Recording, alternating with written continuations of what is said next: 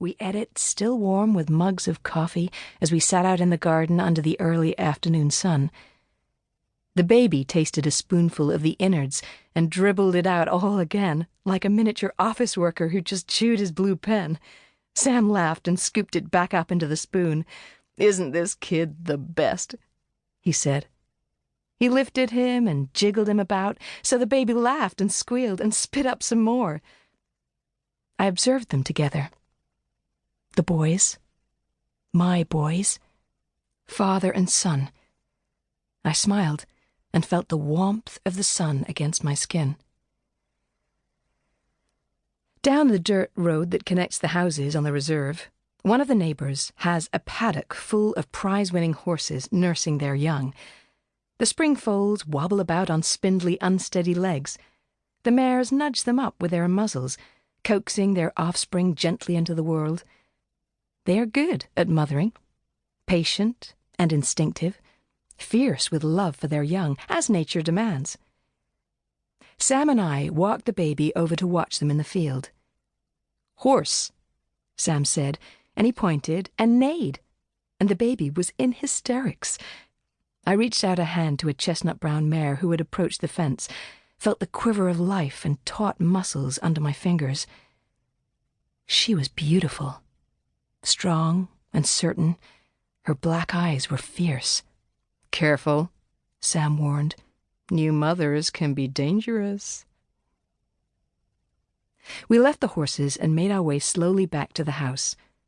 Our home for a little under a year. It's around 45 minutes outside of Stockholm, on a nature reserve bordering Sigtuna, the oldest town in Sweden. The reserve covers a fairly large stretch of land, mostly fields and forest nestled around the lake, with the odd house dotted in between the pines.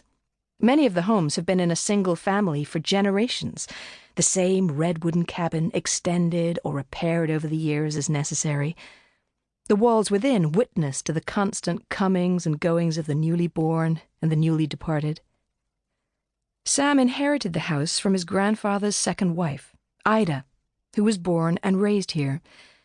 She had no children of her own, but always had a soft spot for Sam, who knew even as a child how to charm her, how to compliment her on her rose garden or her spiced cookies, or the gentle Swedish accent that made all her words sound like songs. When she died some years ago, Sam discovered she'd left him the house, with a stipulation that it could never be sold, only passed down. We'd never visited before last year, never even thought much about the house or the country. Actually, our sole point of reference for all of Sweden was one of those little red Dala horses Ida brought back for us after one of our visits.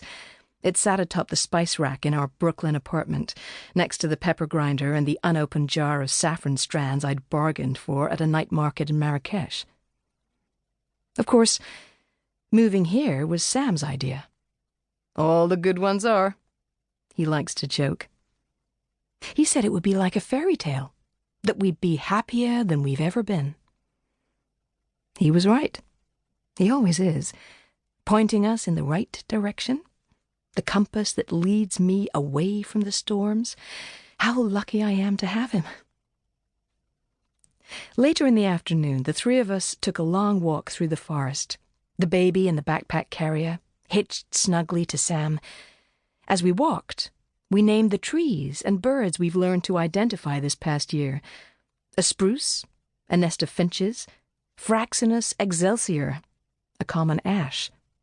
These are our newfound pleasures and hobbies, the things we busy ourselves with over here. We laugh at ourselves sometimes, imagining the people we once were. In the little town of Sigtuna, we stopped for thick rye-crumbed herrings and potato salad at the cafe by the pier, listened to the sounds of the seagulls and the lapping water as they blended hypnotically with the low chatter of the well-turned-out Swedes. The waitress tickled the baby's cheek and took our order in flawless English. "Tack," we said. "Tack." Back home, I gave the baby his bath and rocked him gently to sleep in my arms. I breathed into his neck and traced a hand gently over his downy golden hair.